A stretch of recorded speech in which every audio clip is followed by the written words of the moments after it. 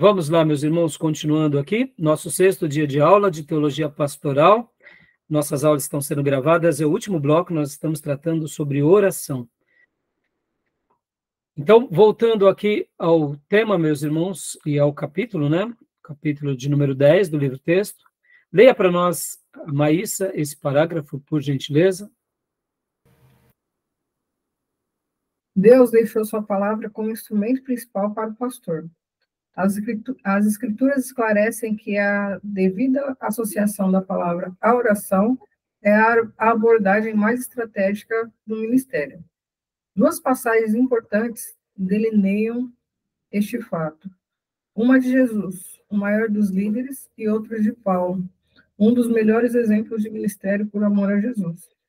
Ambos concordam que o ministério centrado em Deus, profundamente moldado por sua palavra e pela oração, produz frutos aprovados. Uma discussão das palavras de Jesus em João 15, 7 e 8, e de Paulo em Efésios 6, 10, 20, confirmam a importância de juntar a palavra e a oração no ministério pastoral. Joia. Paulo, irmãos, e como Jesus, são duas referências de homens voltados à prática de oração. Podem ver que Paulo, inclusive, falava que ele orava muito mais do que os outros, dando essa ideia mesmo de que ele intercedia. Podem ver que nas suas cartas ele diz e expressa que estava orando, suplicando, pedindo, e até mesmo, em algum momento, pede também a oração por eles. E podem ver que Paulo, quando ele falava que iria visitar uma igreja, ele dizia que ele gostaria de ali ter a experiência espiritual de ser usado, né, por Deus com relação aos seus dons e também de orar por eles. Então percebam que agora a gente vai estar trabalhando, e eu concordo aqui com o nosso irmão James, quando ele fala que a abordagem mais estratégica de um ministro está ligada diretamente à oração. Dias atrás eu escrevi um texto que eu acabei não falando com vocês, eu vou agora rapidamente falar sobre aquele texto que eu escrevi.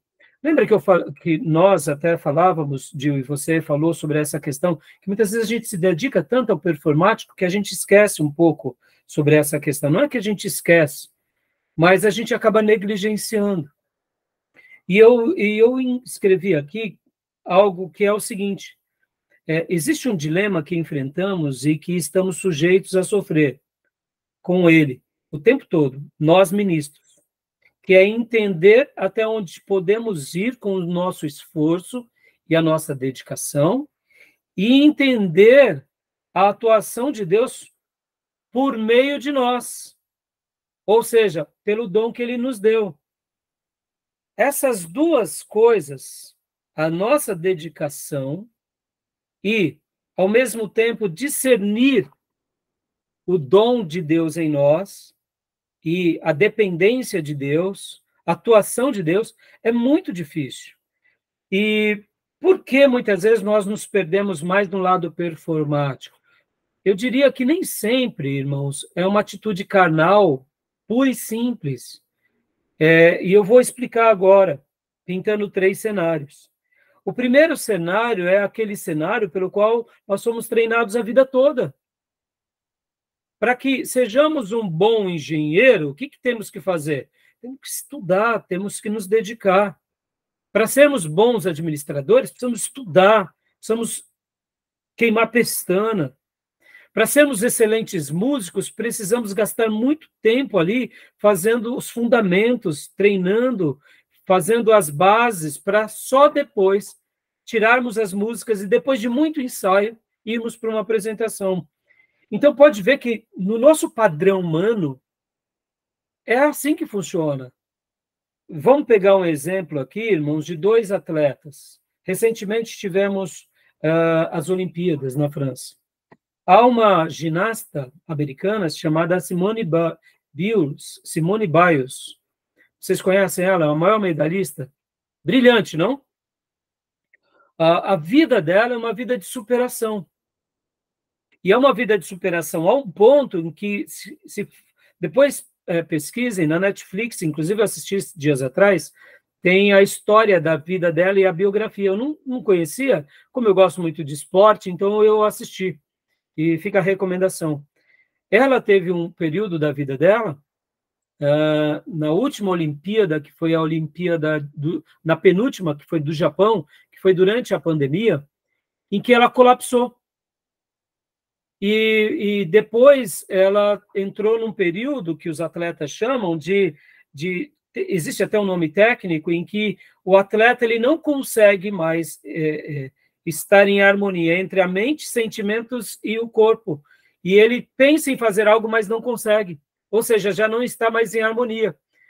E ela colapsou. E, segundo muitos, até mesmo especialistas, eles têm as suas opiniões, etc. e tal, e muitos atletas nunca mais conseguem voltar. E ela, então, ela parou e ela foi buscar, dentro do mundo dela, e principalmente de todo o mundo atlético, ela foi buscar essa superação, e bem vagarosamente ela foi voltando e foi se reencontrando. Bom, voltou agora, 4 anos depois, para essa Olimpíada, e foi um destaque de novo. E assim, irmãos, foi impressionante, porque, só para vocês terem uma ideia, ali na pessoa dela há uma combinação, que é a dedicação e o talento natural.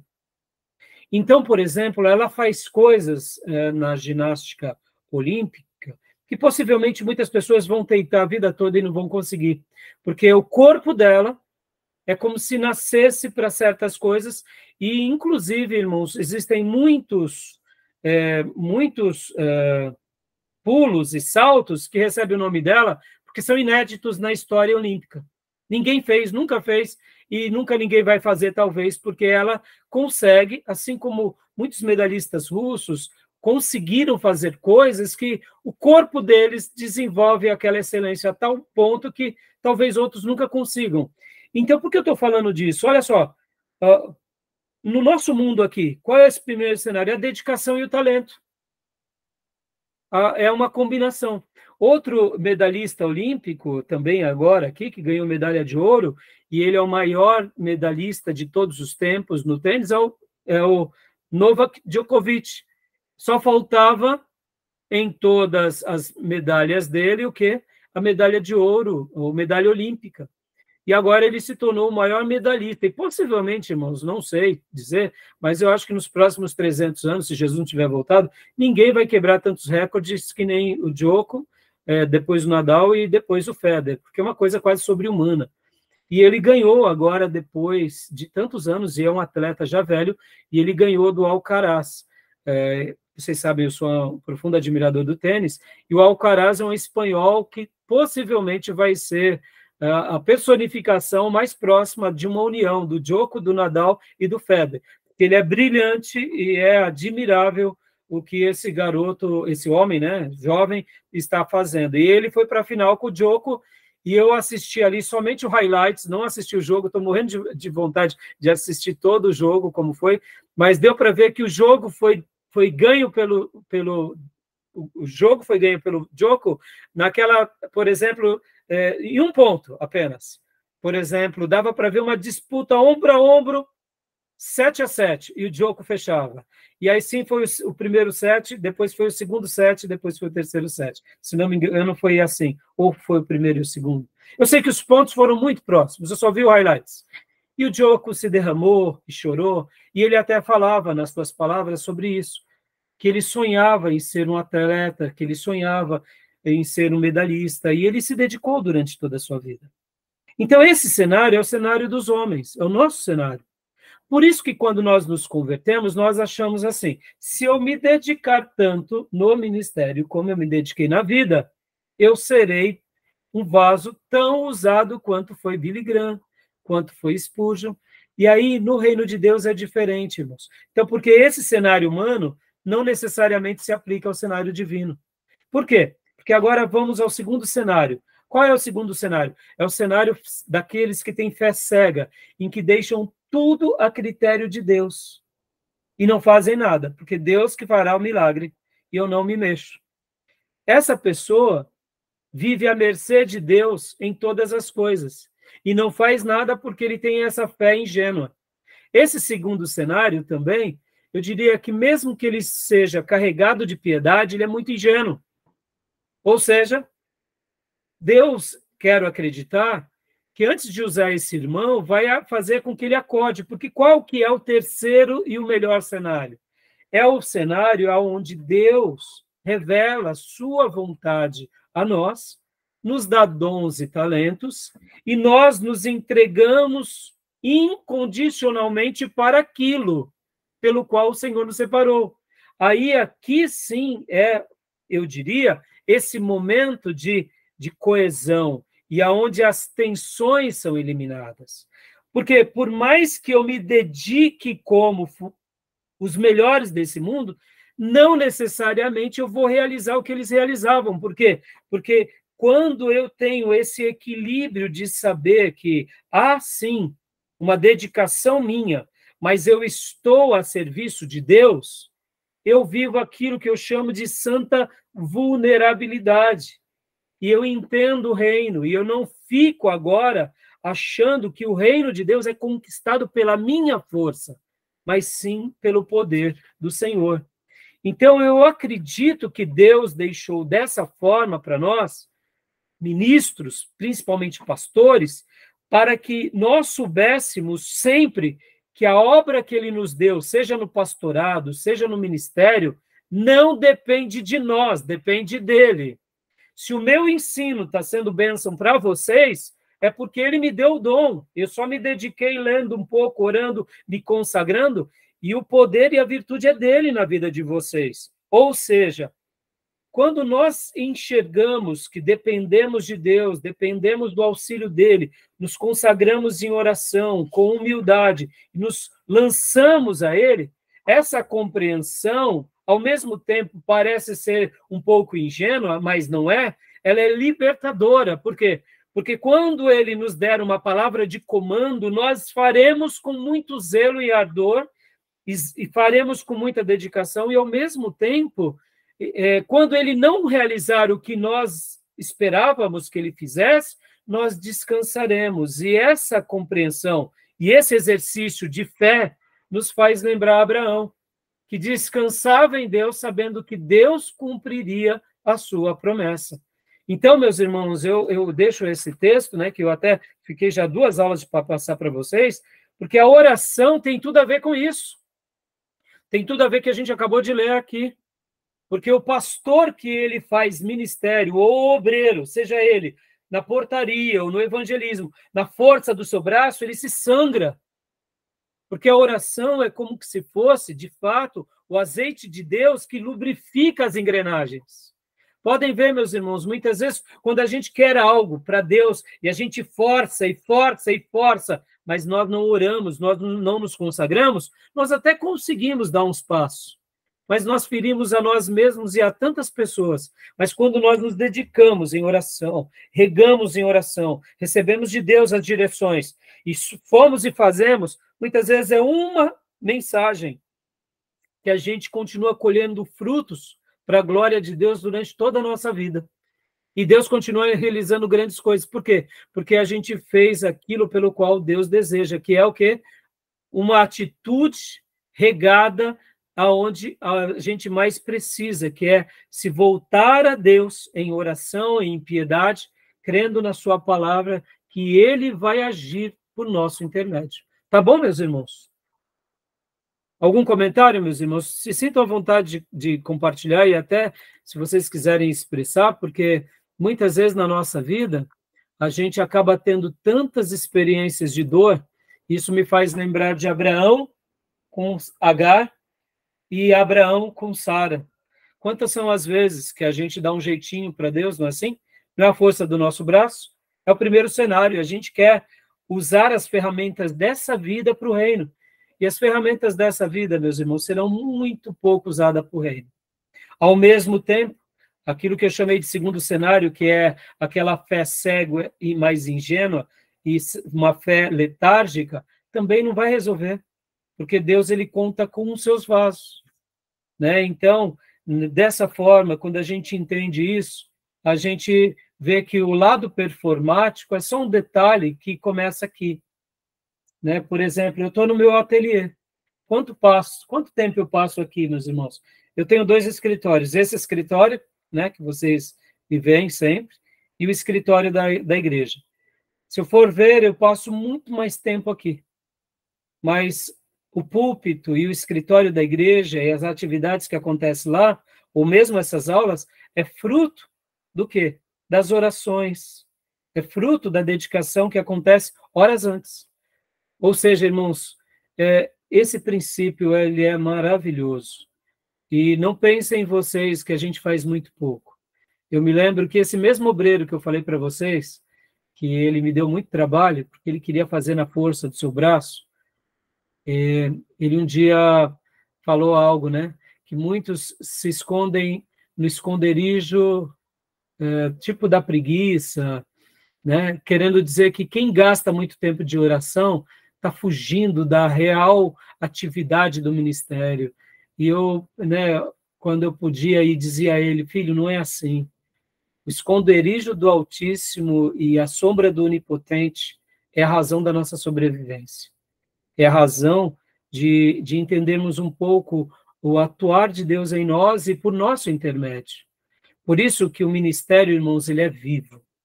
O ministério ele é vivo, ele acontece. Martin Lloyd Jones, quando ele escreve aos pastores e pregadores, ele dizia: tenha no seu bolso sempre uma caderneta. Naqueles dias não existia smartphone, para você anotar uma flor de uma árvore, uma criança que chora, um acontecimento, porque tudo isso será matéria-prima que Deus está te dando para que você possa usar no seu sermão, para que você possa abençoar. Ouça do Espírito e anote essas experiências. Hoje eu gasto muito, quando eu sou presenteado por um momento como esse, eu já gravo no próprio celular. Eu escrevo mesmo no papel, eu prefiro ainda escrever, porque eu acho que escrever é melhor, mas quando eu estou, por exemplo, numa situação que eu posso, ou eu não consigo escrever, ou eu não estou com caneta, eu registro o áudio, porque eu sei que é uma experiência viva, que Deus está me permitindo, porque eu estou ali, como a gente aprendeu no primeiro bloco de hoje, estou em quê? Em súplica de espírito. Quantas são as vezes, meus irmãos, que eu estou até num momento um momento de relaxamento, um momento de folga, no momento de assistir um filme, e aí salta uma frase, uma legenda, e eu paro e a minha esposa fala: o que você vai fazer? Eu falei: estou anotando, meu amor, isso daqui vai ser uma bênção para o sermão de domingo. É como se Deus falasse: anota, meu filho. Percebam, irmãos, a vida do pastor ela é viva. É muito mais do que o período de 8 horas trabalhado, ela é integral o tempo todo, tá bom? Beleza, meus irmãos? Querem compartilhar alguma coisa?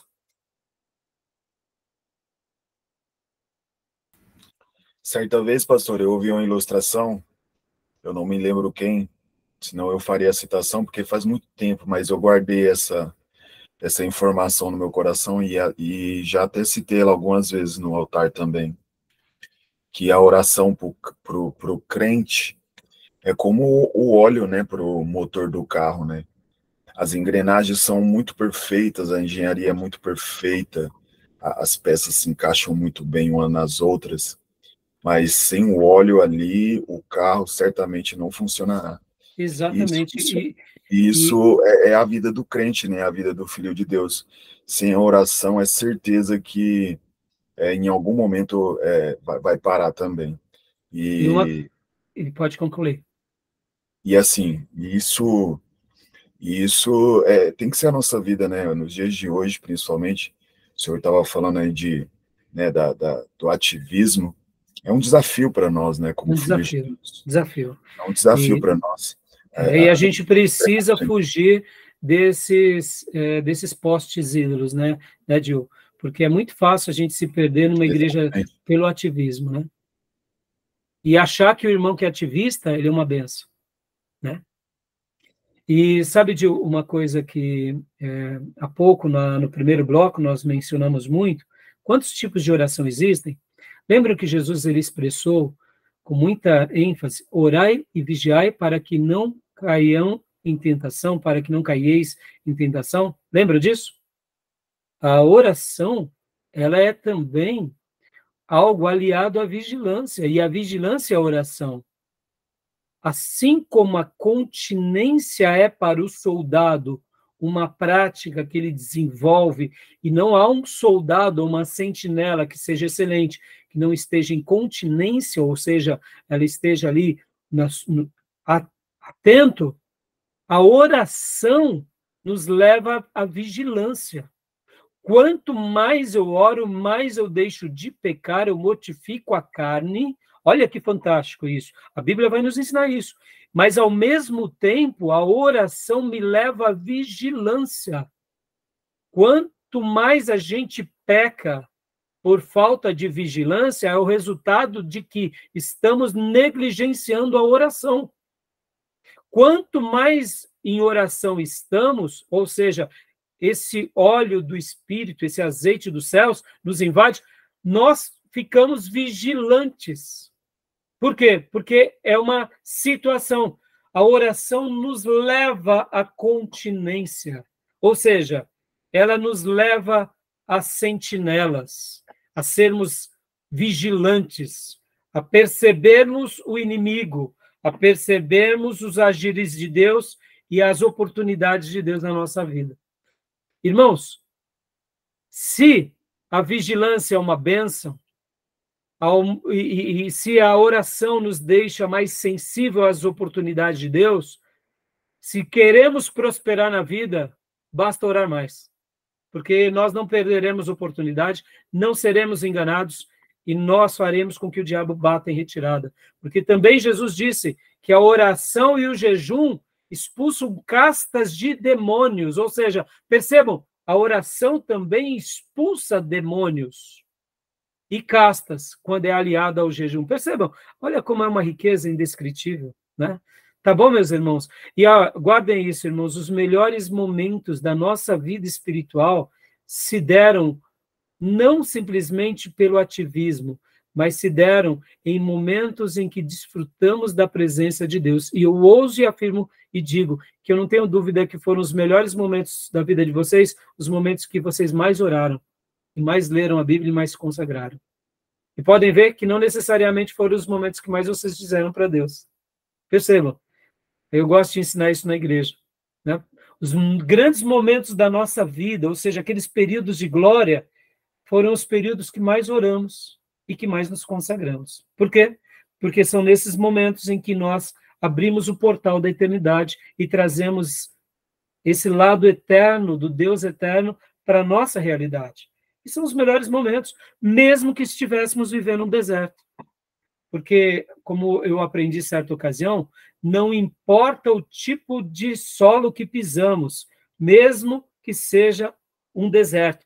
O importante é o tipo de céu que está diante de nós.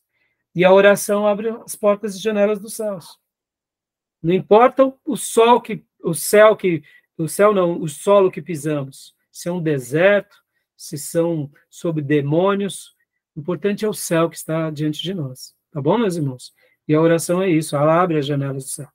Então, vamos, irmãos, eu vou citar aqui, nessa obra, vocês verão que o James ele vai tratar que a oração ela vai gerar glorificação, multiplicação e autenticação, baseado aqui em João 15. E depois ele vai trabalhar sobre orar como em Efésios 6, 10 ao 20.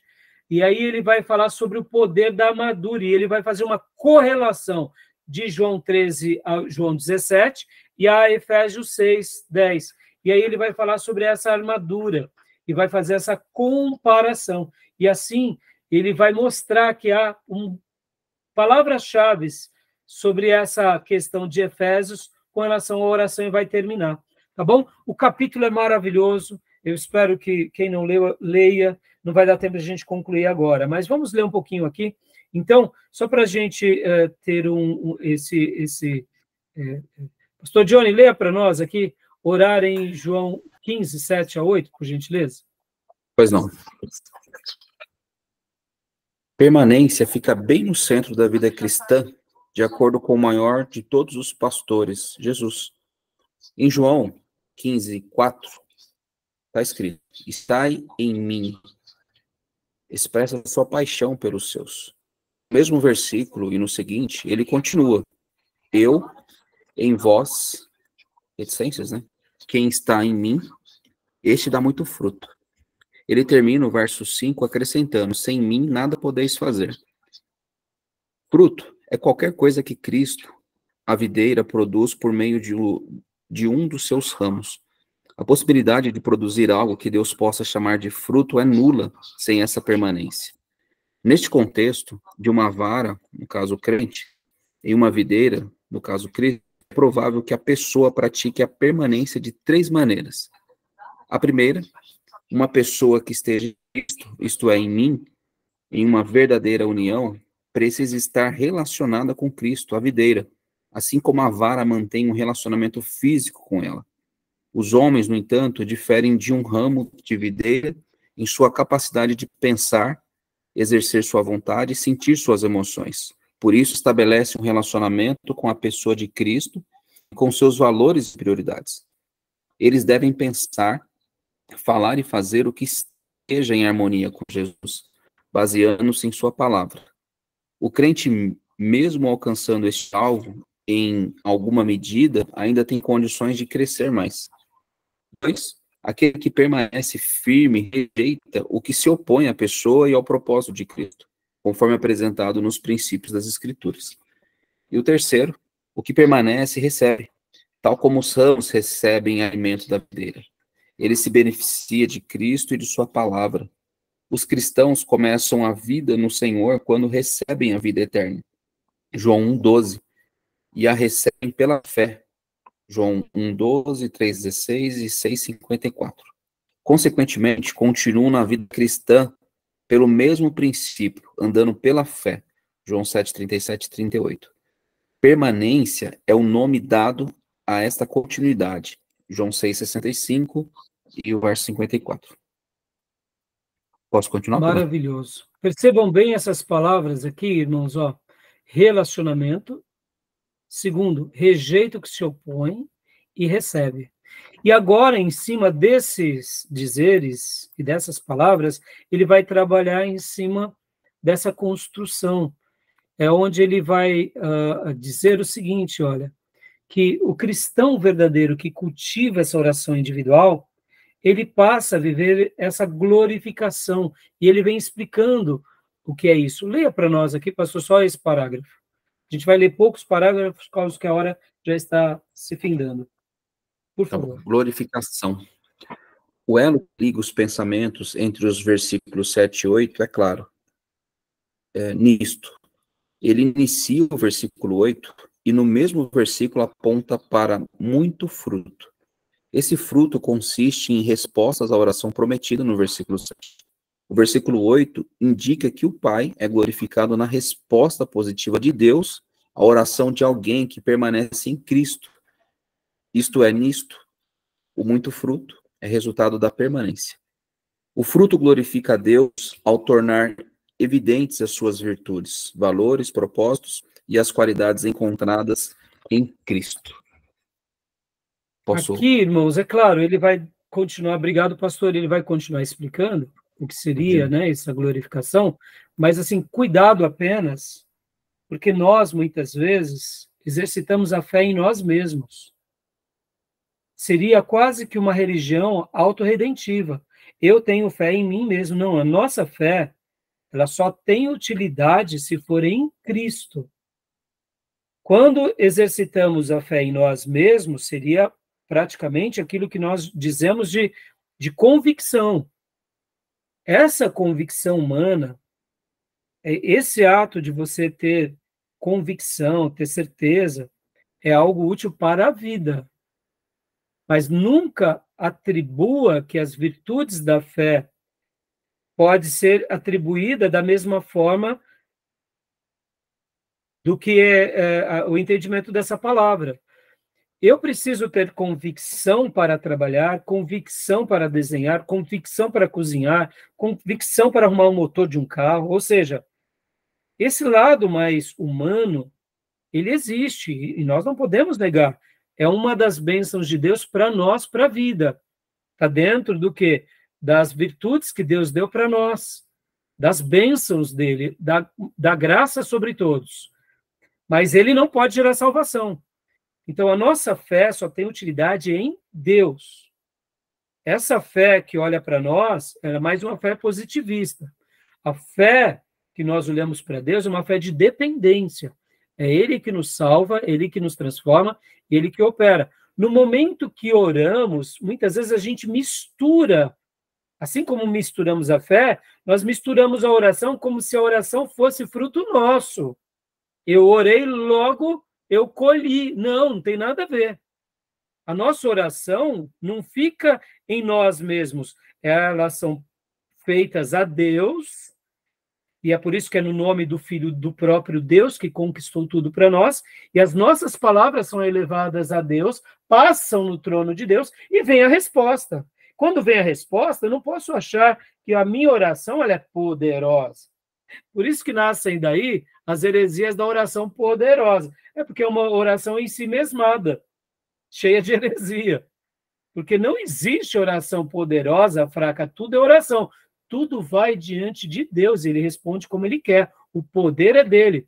Misteriosamente, poderíamos usar a ilustração daquilo que aconteceu com Jacó, na escada de Betel, anjos descendo e subindo.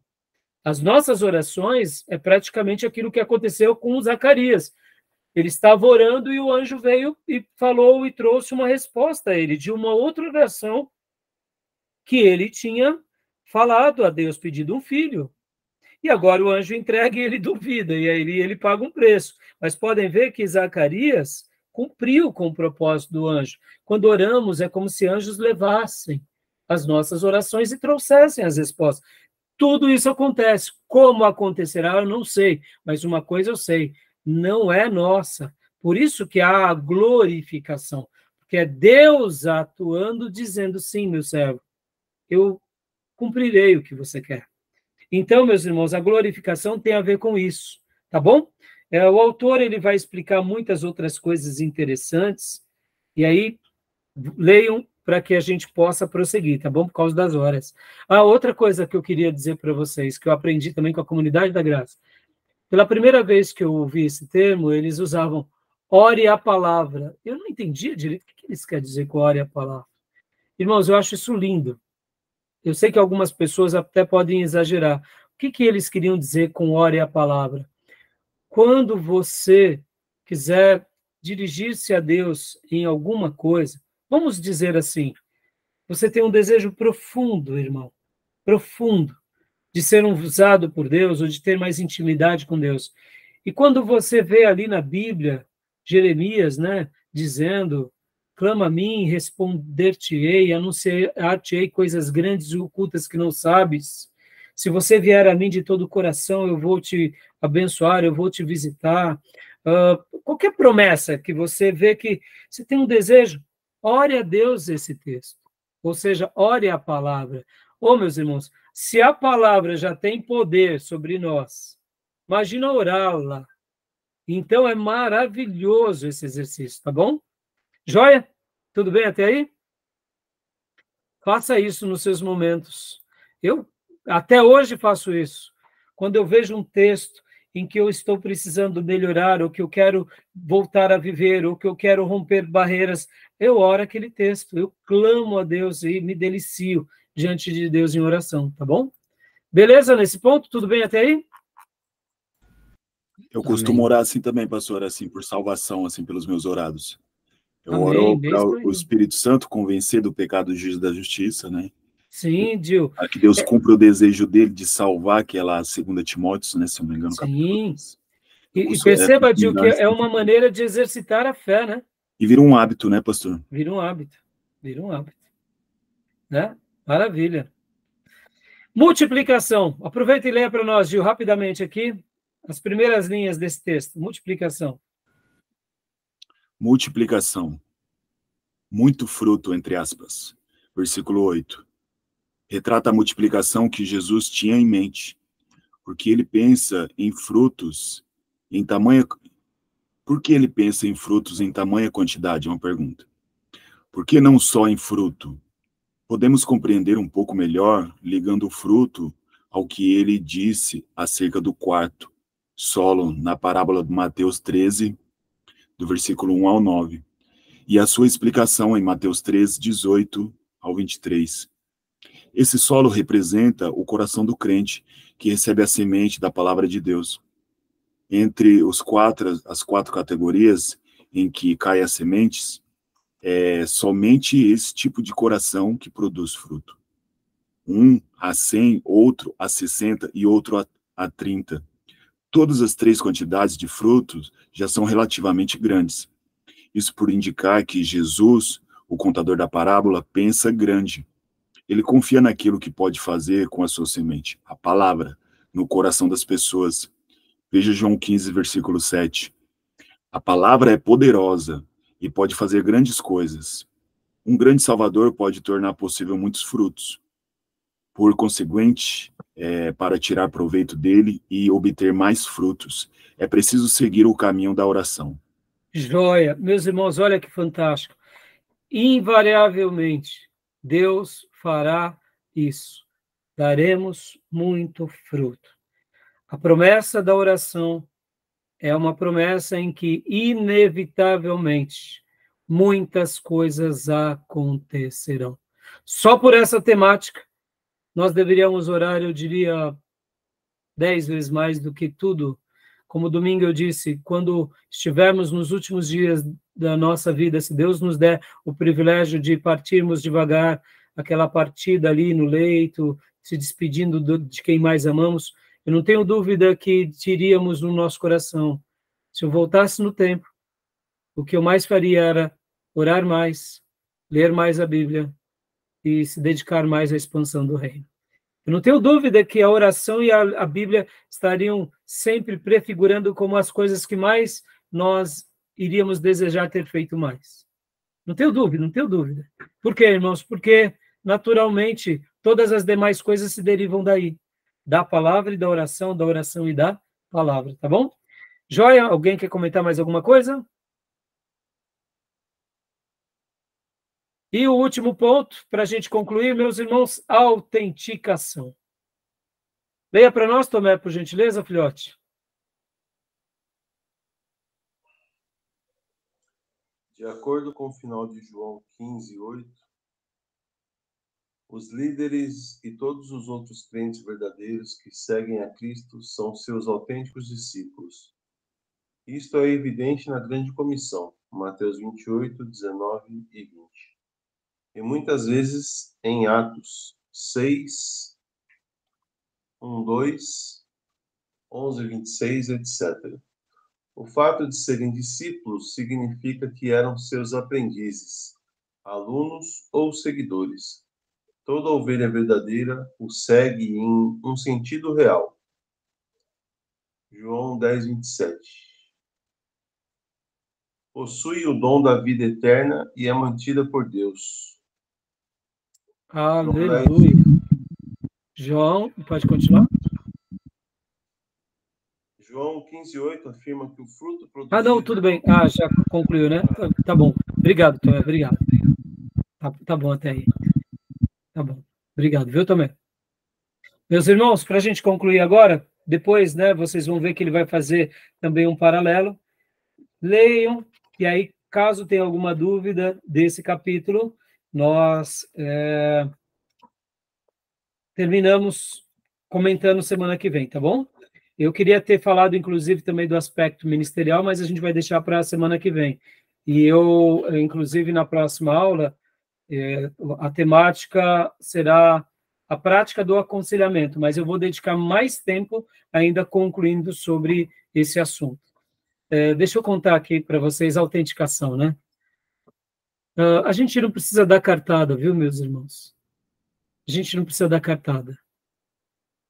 Quando Deus realmente nos separa e a gente com humildade se coloca à mercê dele e cumpre os deveres que ele deseja para que cumpramos, porque como eu aprendi com o missionário Darcy, ele dizia que o abecedário de Deus não é ABCD. O abecedário de Deus é obedecer.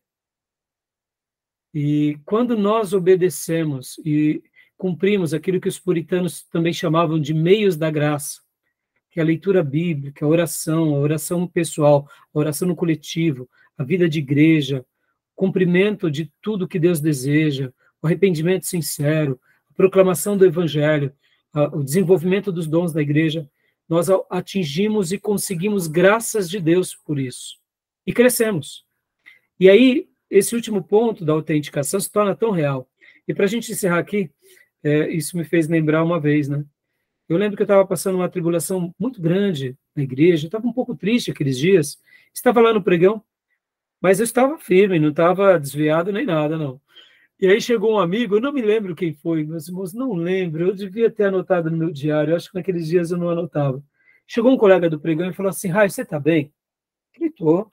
Você está bem mesmo, Rai? Eu falei, tô. Rai, de coração, pelo amor de Deus, você está bem? Eu falei, tô. E lá na igreja, você continua firme na igreja? Eu falei, continuo. Continua mesmo, Rai? Eu falei, continuo, meu irmão. Pelo amor de Deus, o que foi? E ele não era crente, sabe? Eu falei, continuo, o que aconteceu? Não, Rai, pelo amor de Deus. Ô, Rai, eu tive um sonho, mas não foi um sonho, foi um pesadelo.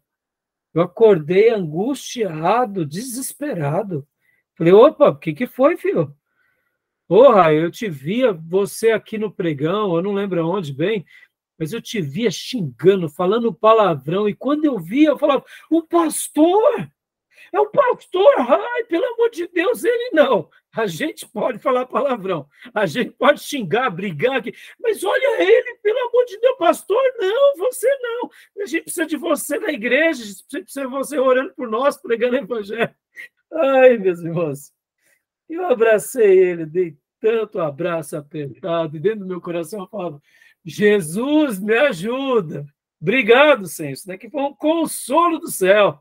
Rapaz, nem crente era, sonhou comigo e veio desesperado dizendo, continua na igreja, continua. Aí, logo depois que ele foi embora, eu, Senhor, obrigado por isso, porque não sei por que razão, por que motivo, mas eu te louvo, porque isso só me desafia a olhar para esses problemas que estão me abatendo e saber que o Senhor é comigo, o Senhor é na minha vida, e louvado seja o teu nome. Amém, meus irmãos? Autenticação. Olha que coisa, foi um presente isso, né? E nós teremos, assim, aos léus na vida. Pessoas que escreverão para nós, pessoas que mandarão mensagens, pessoas que nos abraçarão, pessoas que agradecerão a Deus, pessoas que vão tirar histórias das mais memoráveis, e com todas elas a gente só vai glorificar a Deus junto. Amém? Porque a glorificação que Deus realmente está manifestando a glória dele é a multiplicação, porque a gente vai dar fruto, e a autenticação, porque é como se Deus dissesse, ó meu vermezinho de Jacó, fui eu que te separei, eu sou com você, basta você ficar debaixo da minha asa inquebrável. E é isso que a gente está fazendo aqui, que a gente possa se dobrar àquele que tem asas inquebráveis, àquele que tem um esconderijo sempre maravilhoso, porque 1000 cairão ao nosso lado, 10.000 à nossa direita, e a gente não vai ser atingido, porque ele é conosco. Amém, meus irmãos? Tá bom? Amém. Gostaram da história do amigo? Ai, ai. É de rir, não? Impressionante, na verdade. Tá bom, filho? Deus usa quem quer, quando quer, na hora que quer. Ponto final. Isso aí. Beleza, meus irmãos? Querem fazer algum comentário? Alguma dúvida? Podemos encerrar? Podemos sim, pastor. Amém. Amém? Então tá bom, meus irmãos. Permaneçam aqui na chamada, que eu queria dar um recado para vocês rapidamente, tá bom? Deus abençoe, um ótimo final de semana a todos. E até terça que vem. Amém. Combinado.